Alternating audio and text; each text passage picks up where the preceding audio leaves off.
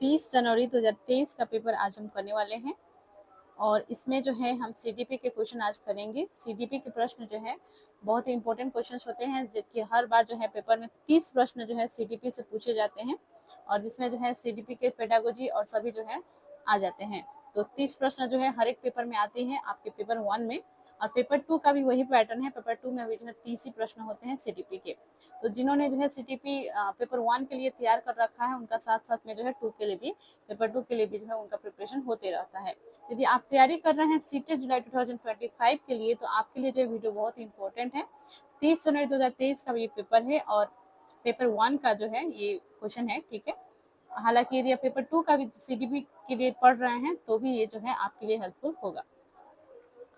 तो आज जो है हम करेंगे सीडीपी से संबंधित क्वेश्चन। जितने भी जो है क्वेश्चन इसमें पूछे गए थे उसका जो है 15 क्वेश्चन हम इस वीडियो में कर लेंगे। नेक्स्ट वीडियो में एक पार्ट इसका और आएगा जिसमें जो है हम सीडीपी के क्वेश्चन को कर लेंगे और सीडीपी का जो है इस पेपर का कंप्लीट हो जाएगा। और हमने जो है एक प्लेलिस्ट बना रखा है जिसका नाम है सीटेट जुलाई 2025 पेपर 1 नामक एक प्लेलिस्ट है, जिसमें हमने जो है सीटेट से संबंधित जितने भी प्रीवियस क्वेश्चंस है उसे सॉल्व कर लिया है। 2022, 21, 23 का पेपर को हमने सॉल्व कर लिया है और इसी से रिलेटेड जो है और भी जो ऑफलाइन एग्जाम्स हुए थे सीटेट का, उनसे भी संबंधित जो है क्वेश्चन पेपर है हमने सॉल्व कर लिया है। तो आप जो है एक बार प्लेलिस्ट में जरूर विजिट कर लीजिए और जाकर प्लेलिस्ट में जितने भी वीडियोज अपलोडेड हैं जरूर देख ले, क्योंकि आपकी परीक्षा के दृष्टिकोण से जो है ये बहुत ही इम्पोर्टेंट है और आपकी परीक्षा जो है अब बहुत ही नज़दीक है। तो ऐसे में जो है आप लापरवाही नहीं करें और आप विशेष रूप से जो है अपनी परीक्षा पर ही ध्यान दें, अन्य चीज़ों को छोड़कर। तो शुरू करते हैं वीडियो को। चैनल को अभी तक आपने सब्सक्राइब नहीं किया है तो प्लीज़ सब्सक्राइब कर ले, वीडियो को लाइक एंड शेयर कीजिए, कमेंट कीजिए। शुरू करते हैं। हमारा प्रश्न है, यद्यपि विकास के क्षेत्र का कुछ आयामों में परस्पर व्यापन होता है, तथापि निम्नलिखित में से विकास का कौन सा क्षेत्र विशिष्ट रूप से स्वयं एवं दूसरों के बारे में भावनाओं की प्रगति अनुक्रम का अध्ययन करता है। तो देखिए सिंपल सा ये क्वेश्चन है, भले ही थोड़ा जो है लंबा चौड़ा बना दिया गया है, लेकिन जैसे ही आपको कहीं भी दिखे भावना, तो भावना जो है किस विकास से संबंधित है।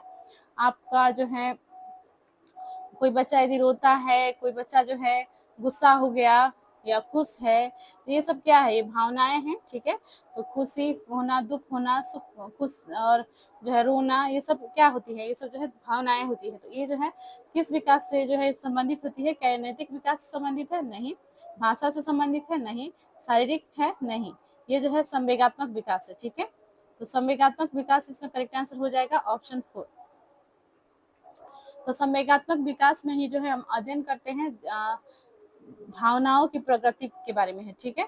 इसके अनुक्रम का जो है अध्ययन हम कहाँ किस विकास में किया जाता है? संवेगात्मक विकास में किया जाता है। इसमें जो है बच्चों में जो है किस प्रकार की जो है भावनाएं उत्पन्न होती है, क्यों उत्पन्न होती है, किस उम्र में जो है किस प्रकार की उनमें भावनाएं उत्पन्न होंगी, किन चीज़ों के प्रति जो है उनका किस तरह का जो है उनका भावनाएं जो है आती हैं। और कुछ बच्चे जो है कुछ उनमें जो है जो चेंजेस होते हैं, बदलाव होते हैं, उन्हें उनके बारे में जानकारी नहीं होती है और भावनाओं के कारण से जो है वो गलत रास्ता में जो है चल पड़ते हैं।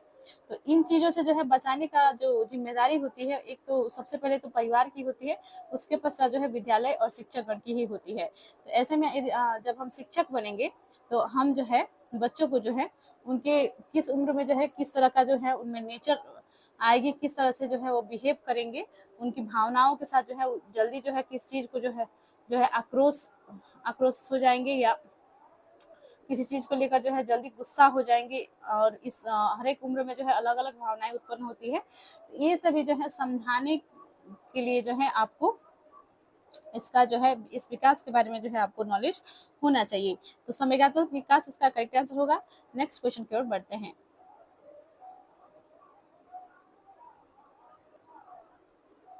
नेक्स्ट है, विकास का कौन सा सिद्धांत यह निर्दिष्ट करता है कि समग्र निर्माण हेतु कुछ विशिष्ट प्रतिक्रियाएं विकास के बाद की प्रक्रिया से समन्वित होती है। यानी कि जो ओवरऑल डेवलपमेंट के लिए जो है, समग्र निर्माण के लिए जो है कुछ विशिष्ट प्रतिक्रिया विकास के बाद की प्रक्रिया से जो है समन्वित होता है। तो किस सिद्धांत में जो है ऐसा होता है? किस सिद्धांत में ऐसा कहा जाता है? तो ऑप्शन है निरंतरता का सिद्धांत, एकीकरण का सिद्धांत, शीर्षगामी सिद्धांत, अधोगामी अर्थात समीप दूराभिमुख सिद्धांत। तो देखिए यह जो है एकीकरण का सिद्धांत होगा, ऑप्शन सेकेंड राइट हो जाएगा। तो इसमें जो है समग्र निर्माण यानी कि ओवरऑल डेवलपमेंट, ठीक है, और हेतु जो है कुछ विशिष्ट प्रतिक्रियाएं होती है, कुछ रिएक्शंस होते हैं, ठीक है, और जो विकास के बाद की प्रक्रिया से जो है समन्वित होते हैं। तो करेक्ट आंसर इसका हो जाएगा ऑप्शन सेकंड, एकीकरण का सिद्धांत। नेक्स्ट क्वेश्चन की ओर बढ़ते हैं।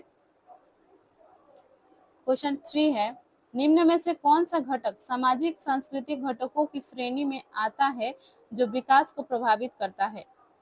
तो देखिए सामाजिक सांस्कृतिक घटक में कौन सा आता है? आपके ऑप्शंस हैं स्कूली माहौल, तंत्रिका संबंधी विकार, जैविक प्रवृत्तियां, आनुवंशिक बनावट।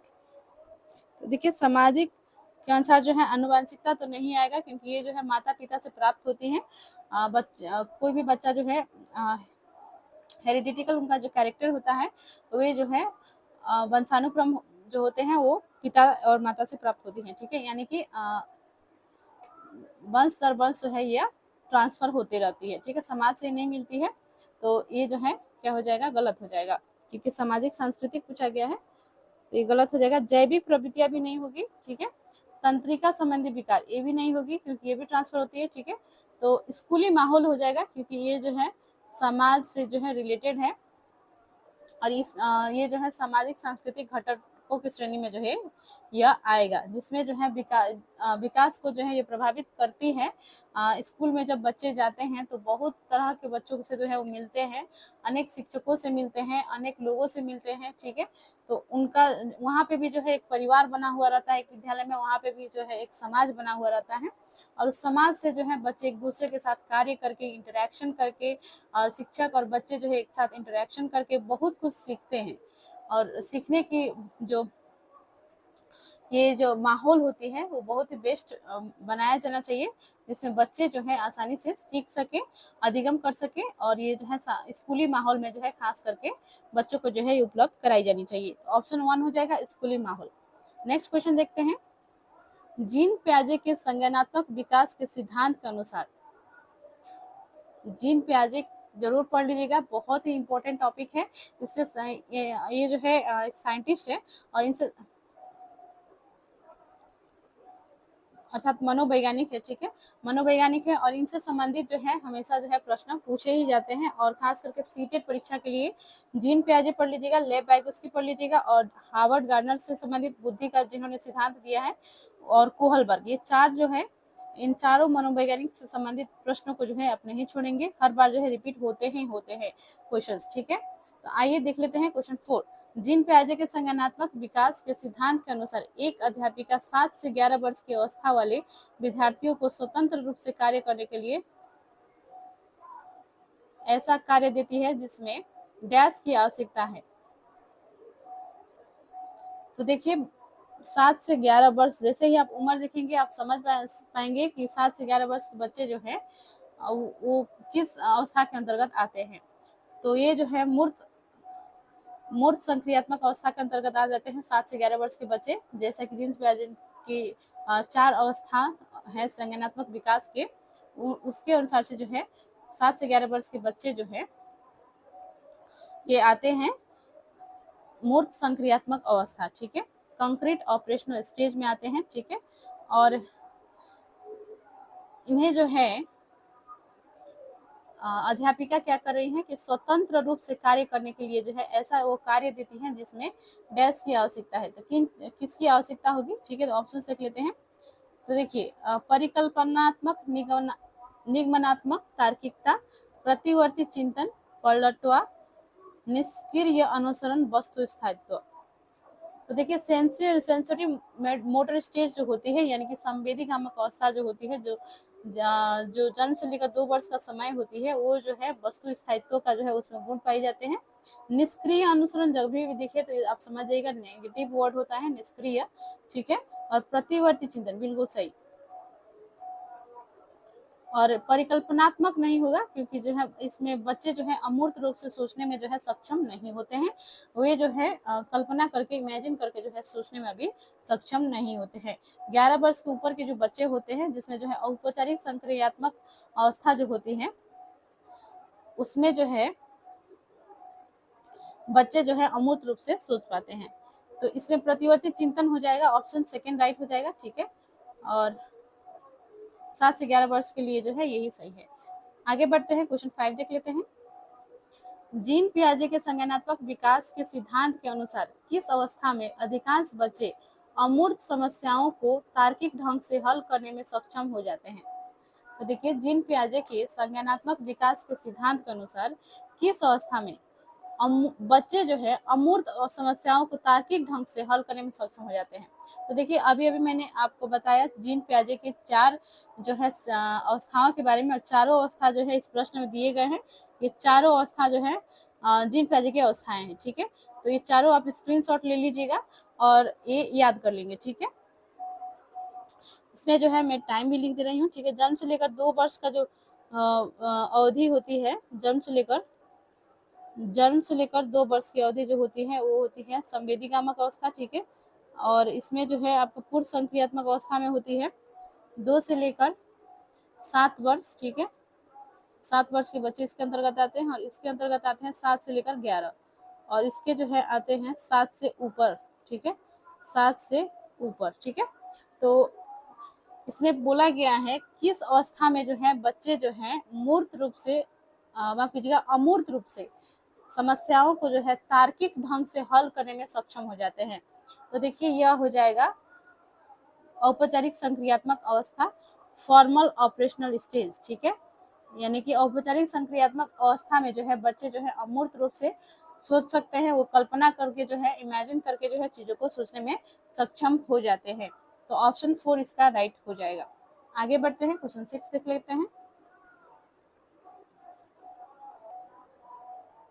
नूरी इस तर्क हमारे समाज के प्रति कुछ दायित्व है और उस दायित्व के लिए हमें नियमों का पालन करना चाहिए के आधार पर अपनी क्रियाओं का निर्णय लेती है। तो लॉरेंस कॉलबर्ग के अनुसार नूरी इस समय नैतिक तार्किकता की किस अवस्था में है? तो देखिए, नूरी जो है एक विद्यार्थी है, और उनका जो है क्या अभी जो है तर्क है कि हमारे समाज के प्रति कुछ दायित्व है, और उस दायित्व के लिए जो है हमें नियमों का पालन करना चाहिए। यानी कि उनका जो है कहना है कि हमें जो है नियमों का पालन करना चाहिए, नियमों का हम उल्लंघन नहीं करना चाहिए, ठीक है। तो किस अवस्था में जो है इस प्रकार से जो है बच्चे सोचते हैं? तो लॉरेंस कॉलबर्ग ने जो है लॉरेंस कॉलबर्ट ने जो है 3 चरण दिए हैं नैतिक विकास का, और नैतिक विकास का जो है तीनों चरण में हर एक में 2 स्तर हैं। और जिसमें जो है बच्चे जो है क्या करते हैं कि समाज में जो नियम बनाए गए हैं उनको जो है स्ट्रिक्टली जो है वो पालन करते हैं, उसका जो है वो मानते हैं कि नहीं इसी तरह से जो है होना चाहिए, ठीक है। तो और उससे जो है वो मानते हैं कि ये जो है होना ही चाहिए, ये जो है गलत है यदि कोई नियम का पालन नहीं कर रहा है, नियम का उल्लंघन कर रहा है। तो इस प्रकार का जो है सोच कब बन जाता है, कब जो बच्चे जो है ऐसे तर्क देते हैं? तो ऑप्शंस देख लेते हैं। पूर्व अभिसामिक, अभिसामिक, सामिक, पश्चात औपचारिक अभिसामिक। तो देखिए, इसमें है कि pre conventional, conventional, post conventional, ठीक है, फॉर्मल कन्वेंशनल। इसका जो है करेक्ट आंसर इसमें हो जाएगा अभिसामिक, यानी कि कन्वेंशनल स्टेज में जो है ऐसा होता है, ठीक है। तो करेक्ट आंसर इसका हो जाएगा ऑप्शन सेकेंड। नेक्स्ट क्वेश्चन की ओर बढ़ते हैं। क्वेश्चन 7 है, एक अध्यापिका विद्यार्थियों को ऐसा प्रदत्त कार्य देती है जिसमें परिवार के सदस्यों के साथ चर्चा करना महत्वपूर्ण रूप से शामिल है। लेव वैगोस्की के सिद्धांत के अनुसार उस अध्यापिका का मत है कि बच्चों के संज्ञानात्मक विकास में डैश की भूमिका महत्वपूर्ण है। तो देखिए, यहाँ पे 4 ऑप्शंस दिए गए हैं, ठीक है। और एक अध्यापिका जो है विद्यार्थियों को क्या करती है कि एक कार्य देती है, एक प्रोजेक्ट दे रही है, प्रदत्त कार्य दे रही है, जिसमें जो है बच्चों को क्या करना है कि परिवार के सदस्यों के साथ जो है चर्चा करना है, यानी कि परिवार के सदस्यों के साथ जो है बातचीत करना है, ठीक है। आजकल तो आप देखते ही हैं कि बच्चे जो है सिर्फ मोबाइल में ही बिजी रहते हैं, और खास करके जो है हम लोग का ऐसा माहौल ही बन गया है कि बच्चे अलग बिजी हैं, पेरेंट्स अलग बिजी हैं मोबाइल में, एक दूसरे से जो है बात कभी नहीं होती। बच्चे के मन में क्या चल रहा है, पेरेंट्स के मन में उसके प्रति क्या चल रहा है, खुद ना बच्चा को पता है और ना ही उनके गार्जियन को पता होता है। तो इस तरह से जो है ये संवाद जो कराना ये बहुत ही अच्छी बात होती है। तो एक शिक्षक के रूप में भी जो है आप इस प्रकार की जो है भूमिका निर्वहन कर सकते हैं। जब आप शिक्षक बनेंगे तो आप जो है इस तरह के कार्य जो है देते हैं, इससे जो है उनके परिवार के बीच में का जो संबंध है उसमें और सुधार आएंगी। और क्योंकि आपस में जो है बातचीत होती है, तभी जाकर जो है पता चलती है कि क्या जो है किसके मन में क्या चल रहा है। ठीक है, आजकल के लोग जो है बोलते बहुत कम है, बोलते हैं तो सिर्फ पोस्ट के थ्रू और अपने जो है वीडियोज के थ्रू जो है जो भी उनके मन में होती है उसी से जो है वो अपनी बातों को एक्सप्रेस करने की प्रयास करते हैं। ठीक है, और अधिकतर जो है सोशल मीडिया में ही बिजी रहते हैं। कुछ ही लोग हैं, कुछ परसेंट लोग हैं जो सही यूज के लिए जो है मोबाइल को प्रयोग कर रहे हैं। तो ऐसे में जो है आप उनमें से एक बनिए। आप अपने करियर के लिए मोबाइल का यूज कीजिए। सोशल मीडिया भी आवश्यक है, ऐसा नहीं है कि आवश्यक नहीं है, लेकिन उसमें जो है जितना कम समय आप बिताएं वो जो है अच्छा है, क्योंकि आप जो बचे हुए समय है वो अपनी स्टडी में लगा सकते हैं। ठीक है, तो ऐसे में क्या होगा कि आपका जो है जो आपकी लक्ष्य है उसको प्राप्त करने के लिए जो है आपको मदद मिलेगी। और यदि आप पूरा समय जो है सोशल मीडिया रील्स देखने में यदि आप बर्बाद कर देंगे तो ये जो है गलत होगा। तो सबका जो है अपना फायदा बेफायदा दोनों होता है। मोबाइल का यूज करके ही जो है बहुत लोग जीवन में आगे निकल गए, और कुछ लोग जो है मोबाइल को यूज करके ही बर्बाद भी हो गए हैं। तो एग्जाम्पल्स जो है हमारे समाज में बहुत सारे हैं, आपको भी पता है। ठीक है, तो आते हैं प्रश्न पर।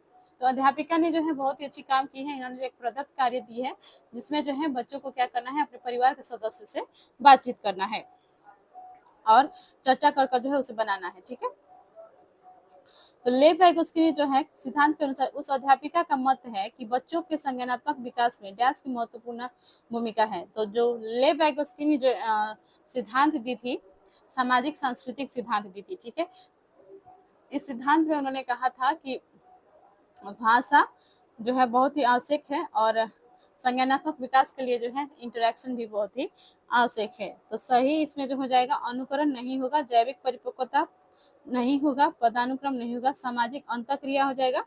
ऑप्शन 4 लेव वाइगोत्स्की जो है सामाजिक संज्ञानात्मक विकास का जो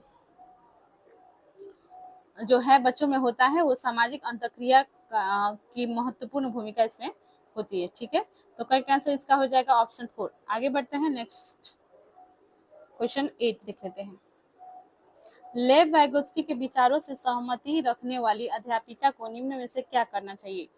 तो देखिए एक प्रश्न फिर लेव वाइगोत्स्की से संबंधित ही है, तो इसे देख लेते हैं। देखिए, तो लेव वाइगोत्स्की ने जो है क्या सिद्धांत दिया था, संज्ञानात्मक सिद्धांत दी थी, सामाजिक सांस्कृतिक सिद्धांत दी थी, और लेव वाइगोत्स्की ने जो है एक स्कैफोल्डिंग के बारे में बताया है, पार्ट के बारे में बताया है। ठीक है, और इससे संबंधित भी जो है प्रश्न हर बार पूछे ही जाते हैं पार्ट के बारे में। ठीक है, और इसमें क्या होता है कि बच्चों को जो है संकेत दिए जाते हैं और इशारे के माध्यम से जो है बच्चों को जो है सिखाने का प्रयास किया जाता है। जो भी उन्हें अधिगम के दौरान जो है परेशानी होती है, सीखने के दौरान उन्हें जो भी परेशानी आ रही होती है, उसके लिए जो है टीचर हो या कोई दोस्त हो, उन्हें जो है संकेत देकर या कोई भी हो जिसे जो है वो जानता हो उस चीज को जिसमें बच्चा को दिक्कत आ रही है, परेशानी हो रही है, तो उसे सिखाता है इशारों के माध्यम से। इसे ही स्कैफोल्डिंग कहा जाता है, पार्ट कहा जाता है। ठीक है, तो आते हैं देखते हैं कि लेव वाइगोत्स्की के विचारों से सहमति रखने वाली अध्यापिका को जो है क्या करना चाहिए। तो ऑप्शंस है, किसी भी परिस्थिति में विद्यार्थियों को संकेत या इशारा देने से बचना चाहिए। एकदम गलत है। मैंने अभी अभी आपसे बताया कि जो है बच्चों को जो है संकेत व इशारा देकर जो है उन्हें समझाने का प्रयास करना चाहिए और इसका फोल्डिंग जो है करना चाहिए। तो ये जो है गलत हो जाएगा। किसी समस्या पर काम करते हुए अपने विचारों के मौखिकीकरण करने पर विद्यार्थियों को हतोत्साहित करना चाहिए। तो देखिए यहाँ पे हतोत्साहित कभी भी वर्ड ये दिखे तो आप समझ जाइएगा कि नेगेटिव वर्ड है। और लेकिन नेगेटिव यदि पूछा है, नहीं है प्रश्न में, नहीं करके वर्ड आपको यदि दिख गया तो आप कोशिश कीजिएगा नेगेटिव को ही चुनने के लिए। अधिकतर जो है वही जो है ट्रिक काम करती है। ठीक है, जहाँ पे भी नहीं पूछा गया रहता है वहाँ पे नेगेटिव ऑप्शन ही सही होते हैं। हतोत्साहित नहीं करना है, बल्कि जो बच्चा यदि किसी समस्या पर काम कर रहा है और अपने विचारों को जो है वो बताने का प्रयास कर रहा है, तो उसे जो है प्रोत्साहित करना है और उसकी बातों को सुनना है कि वो क्या कहना चाह रहा है बच्चा जो है, क्या करना चाह रहे हैं, इंटरेक्शन करना है, संवाद करना है, एक दूसरे से चर्चा करना है उस विषय में और उसे जो है मदद करनी है। ठीक है, ये नहीं होगा हतोत्साहित गलत हो जाएगा।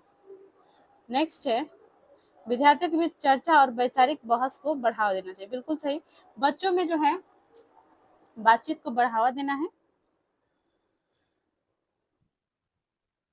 बातचीत को बढ़ावा देना है और वैचारिक बहस को भी उन्हें बढ़ावा देना। जो भी वो कहना चाहते हैं एक दूसरे से चर्चा करते हैं या शिक्षक से भी जो है बच्चे चर्चा कर रहे हैं, तो ये जो है उनका सिद्धांत लेव वाइगोत्स्की का जो है यदि शिक्षक जो है शिक्षिका जो है ये करती हैं अपने कक्षाओं में, बच्चों के बीच जो है चर्चा कराती हैं, खुद भी जो है चर्चा में शामिल होती हैं और बच्चों को जो है बहस करने के लिए और बढ़ावा देती हैं, तो ये सबसे अच्छा होता है। ठीक है, ये जो है वो लेव वाइगोत्स्की के सिद्धांत को फॉलो कर रही है। तो ऑप्शन थर्ड सही हो जाएगा इसमें। और अलग देखना चाहिए, अधिगम को विद्यार्थियों के सामाजिक सांस्कृतिक परिवेश से अलग दिखना चाहिए, नहीं, ये जो है गलत दिया गया है। इसमें जो है राइट आंसर ऑप्शन 3 ही होगा। आगे बढ़ते हैं क्वेश्चन 9 में। क्वेश्चन 9 देख लेते हैं। लेव वाइगोत्स्की का मत है कि उच्चतर क्रम की मानसिक प्रक्रियाएं डैश के द्वारा समामेलित होती हैं। ऑप्शन है मनोवैज्ञानिक उपकरण, पुरस्कार एवं दंड, अनुकूलन, कंठस्थीकरण। तो देखिए लेव वाइगोत्स्की से आप देख सकते हैं इस जो है 30 जनवरी के पेपर में जो है कितने प्रश्न पूछे गए हैं। आप इसी से जो है मैच कर सकते हैं कि कितने प्रश्न जो है इम्पोर्टेंट है। ये सभी मनोवैज्ञानिक को जो है पढ़ लेना। ठीक है, तो जो भी मैंने मनोवैज्ञानिक का नाम रखा था 4 रखे थे और वो जो है चारों के बारे में आप अच्छे से पढ़ लीजिएगा, तभी जाकर जो है आपका CDP के क्वेश्चंस बन पाएंगे। और जितने भी पेडागोजी के क्वेश्चंस हैं वो सभी प्रश्न जो है इन्हीं से संबंधित होते हैं, तो आप अच्छे से इन टॉपिक को पढ़ लीजिएगा। तो आते हैं प्रश्न पर। लेव वाइगोत्स्की का मत है कि उच्चतर क्रम की मानसिक प्रक्रियाएं डैश के द्वारा समामेलित होती हैं। ऑप्शन है मनोवैज्ञानिक उपकरण, पुरस्कार एवं दंड, अनुकरण, कंठस्थीकरण। तो देखिए मनोवैज्ञानिक उपकरण के द्वारा जो है यह समामेलित होती है। ऑप्शन 1 सही है। नेक्स्ट देखते हैं क्वेश्चन 10। हार्वर्ड गार्डनर के सिद्धांत के अनुसार जो विद्यार्थी दूसरों की भावनाओं, मनोदशाओं और इरादों को अच्छी तरह से समझ पाते हैं, उनमें किस प्रकार की बुद्धि का उच्च स्तर होता है।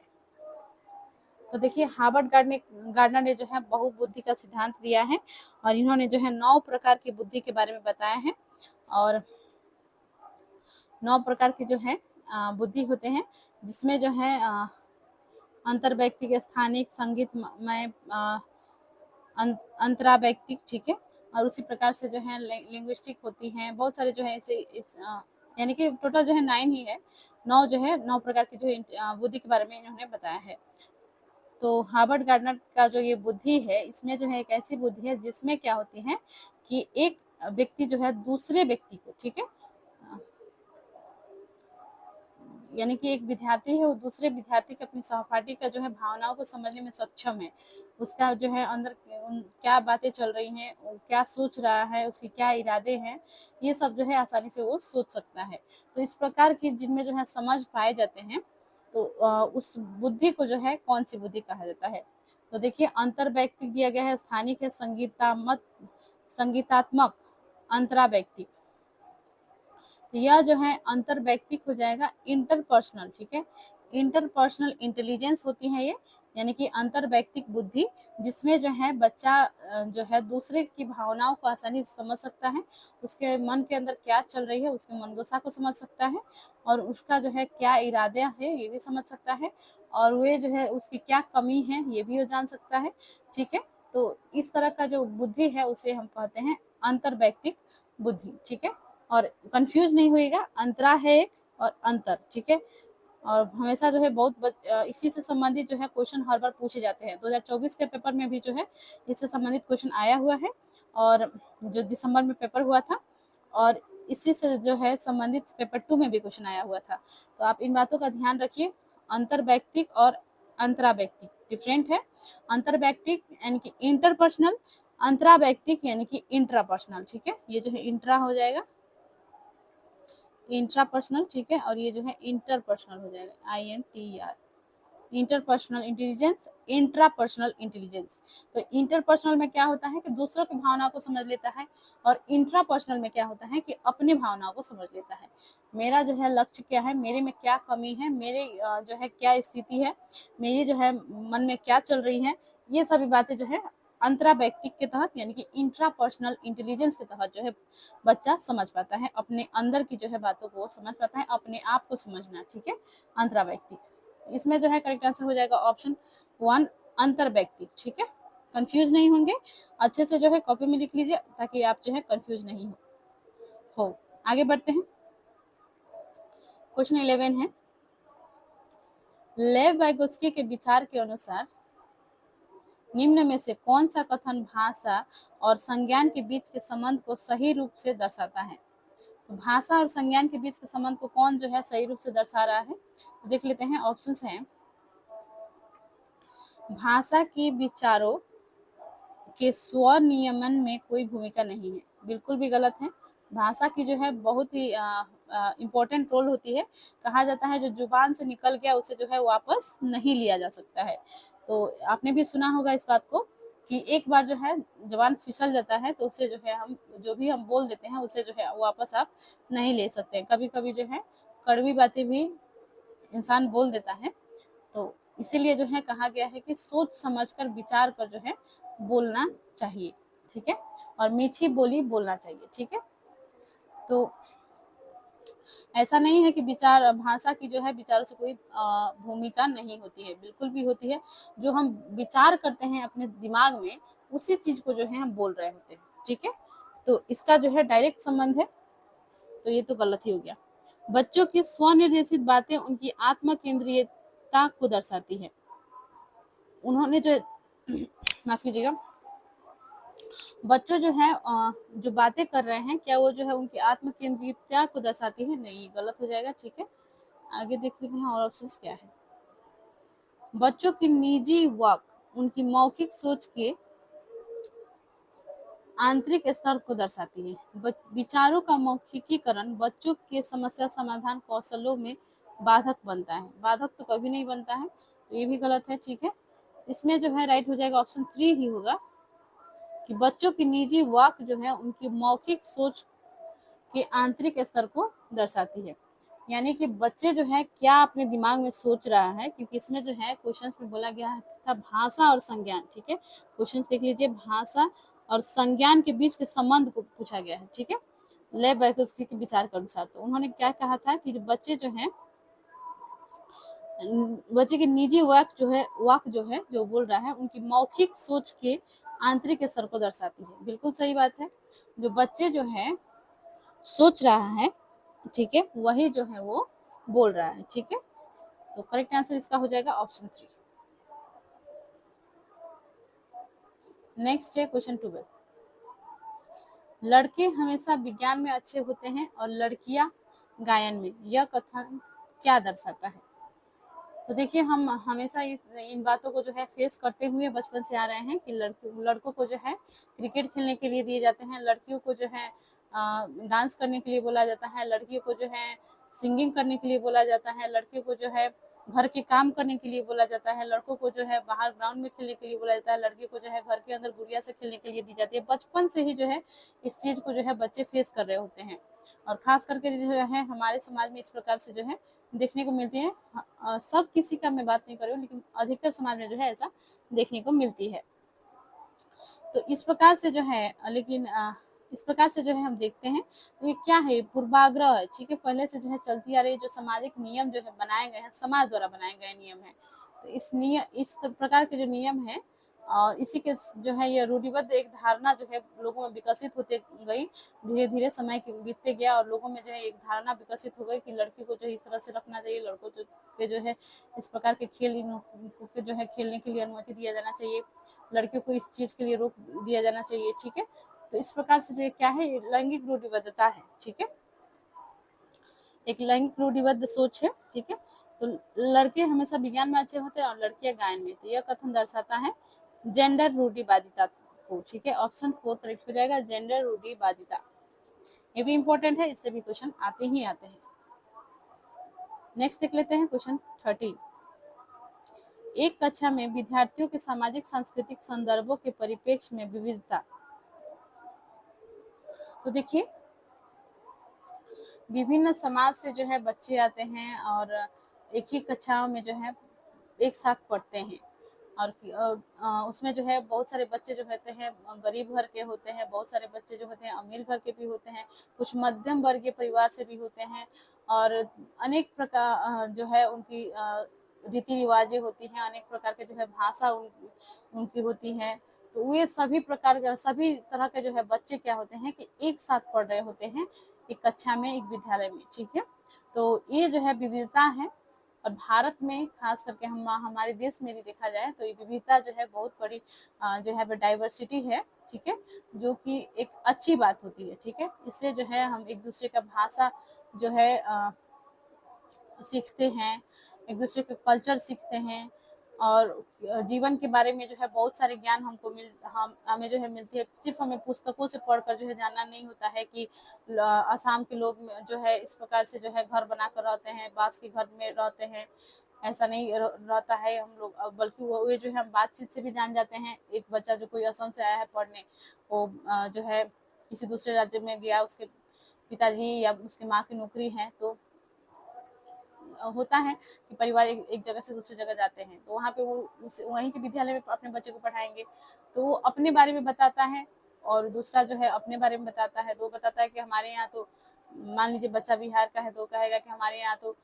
घर जो है फूस के भी होते हैं, पक्के घर भी होते हैं, और असम का जो बच्चा होगा वो कहेगा कि मेरे यहाँ तो बांस के खंभों पर घर बनते हैं, क्या यहाँ पर जो बहुत पानी हो जाती है, इसलिए घर जो है ऊंचे ऊंचे बनाए जाते हैं। तो ये सभी बातें होती हैं, ठीक है। और तो ये विविधता जो है ये अच्छी बात होती है। और तो क्या इसमें ऑप्शंस दिए गए हैं, आइए देख लेते हैं। विविधता को उनके संदर्भों के आधार पर समूहों में बांटकर बहिर्वेशन करने के लिए इस्तेमाल करना चाहिए।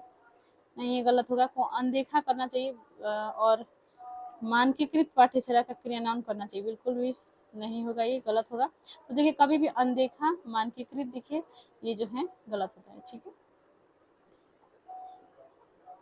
तो विविधता को जो है एक गुण के रूप में लेना चाहिए और अवधारणाओं के शिक्षण में इस्तेमाल किया जाना चाहिए, बिल्कुल सही है। को विद्यार्थी को नामीकरण और रूढ़िबद्ध धारणाओं में पुख्ता करने के लिए इस्तेमाल करना चाहिए, नहीं। ऑप्शन 3 सही होगा। विविधता को जो है गुण के रूप में लेना है एक शिक्षक को, ठीक है, और उसे जो है आप किसी अवधारणा को समझाने का प्रयास कर रहे हैं तो एग्जाम्पल के रूप में जो है आप उनकी जो विविधताएं हैं इन्हें जो है एग्जाम्पल के रूप में ले सकते हैं कि जो है जैसे मैंने अभी आपको एग्जाम्पल दिया असम और बिहार के बच्चों के बारे में, ठीक है। तो उसी प्रकार से जो है आप एग्जाम्पल ले सकते हैं कि वहाँ के खाना अलग होते हैं, वहाँ के वेशभूषा अलग होती है, कल्चर अलग होते हैं, भाषा अलग होती है, तो सबका जो है अलग अलग गुण होता है, ठीक है। तो इसको जो है गुण के रूप में लेना चाहिए और इसे जो है अवधारणाओं को स्पष्ट करने के लिए जो है इसे शिक्षण में इस्तेमाल किया जाना चाहिए। ऑप्शन 3 राइट होगा। आगे बढ़ते हैं, क्वेश्चन 14 है। क्वेश्चन 14 है, विद्यार्थियों में समालोचनात्मक चिंतन को समुन्नत करने के लिए अध्यापक को डैश जिनमें डैश शामिल है प्रस्तुत करने चाहिए। तो देखिए क्या जो है ऑप्शन है देख लेते हैं। खुले अंत वाले मुक्तोत्तर प्रश्न, अपसारी चिंतन, बंद अंत वाले प्रश्न, अपसारी चिंतन, वास्तविक जीवन संदर्भ में चुनौतियां, अपसारी चिंतन, संदर्भ रहित परिदृश्य, घोषणात्मक ज्ञान का अनुप्रयोग। तो देखिए कभी भी आपको खुले अंत वाले दिखे तो ये आप समझिएगा कि पॉजिटिव ऑप्शन होता है। और अपसारी चिंतन, ठीक है, ये सभी जो पॉजिटिव टैगवर्ड होते हैं, तो आप जो है याद रखेंगे इसका आंसर जो है यही होगा। खुले अंत वाले प्रश्न, विद्यार्थियों में समालोचनात्मक चिंतन को समुन्नत करने के लिए अध्यापक को खुले अंत वाले प्रश्न जिनमें जो है अपसारी चिंतन शामिल हो प्रस्तुत करने चाहिए। अपसारी चिंतन का अर्थ हुआ कि बच्चे जो है एक ही समस्या का जो है अनेक हल ढूंढने का प्रयास कर रहा है, ठीक है। तो सही हो जाएगा ऑप्शन 1। आगे देख लेते हैं, क्वेश्चन 15 है, रचनात्मक आकलन किस प्रकार किया जाना चाहिए। तो देखिए रचनात्मक आकलन जो है ऑप्शन से मानकीकृत परीक्षणों के समूह का उपयोग करके, नहीं, मानकीकृत परीक्षण का समूह का उपयोग करके नहीं होना चाहिए, ये गलत हो जाएगा। एक विशेष शिक्षक द्वारा, न कि सामान्य शिक्षक द्वारा, नहीं किसी भी शिक्षक के द्वारा किया जा सकता है, कोई विशेष शिक्षक की आवश्यकता नहीं होती है आकलन के लिए, ठीक है, रचनात्मक आकलन के लिए। अदर ऑप्शन है नियमित रूप से विद्यार्थियों के सहयोग के साथ, नियमित रूप से विद्यार्थियों के सहयोग के साथ, बिल्कुल सही। बच्चों के साथ जो है सहयोग के साथ होना चाहिए और साथ में जो है नियमित रूप से होना चाहिए। आकलन जो रचनात्मक आकलन जो है नियमित रूप से किया जाना चाहिए, ठीक है। केवल जो है आप केवल सत्र की शुरुआत और अंत में ही करना चाहिए, नहीं। देखिए, केवल आप जो है शुरुआत में कर रहे हैं, फिर अंत का जो है आकलन करके आप ये नहीं कर सकते हैं, कह सकते हैं कि बच्चों का जो है रचनात्मकता जो है को जो है आप ऑब्जर्व नहीं कर सकते हैं, ठीक है। तो ये भी गलत हो जाएगा। ऑप्शन 3 इसमें करेक्ट होगा। देखिए, इस वीडियो में जो है हम 15 क्वेश्चंस कर लिए हैं और नेक्स्ट वीडियो में जो है हम जो बचे हुए सीटीपी के क्वेश्चंस हैं इस पेपर का 30 जनवरी 2023 का हम कंप्लीट कर लेंगे। और बहुत ही इंपॉर्टेंट क्वेश्चंस थे इसमें, आप जो है फिर से इसे एक बार रिपीट करके जरूर देख लीजिएगा और एक एक चीज़ को जो है याद रखिए। जो भी हम जो बताते हैं इंपॉर्टेंट पॉइंट्स उन्हें नोट करते जाइए और जो है आप इसका जो है डिटेल स्टडी जरूर कीजिए। और जितने भी वीडियोज अपलोड हो चुके हैं इससे पहले, सीटेट जुलाई 2025 पेपर 1 नामक एक प्लेलिस्ट है जिसमें जो है अवेलेबल कर दिए गए हैं। आप एक बार प्लेलिस्ट विजिट करके उन वीडियोज को जो है देख लीजिए जो भी वीडियोज अपलोड हो चुके हैं। तो मिलते हैं नेक्स्ट वीडियो में। चैनल को सब्सक्राइब कर लीजिए यदि आप नए हैं चैनल पर तो, और वीडियो को लाइक कीजिए और किसी ग्रुप में प्लीज शेयर कर दीजिएगा और कमेंट करें। धन्यवाद।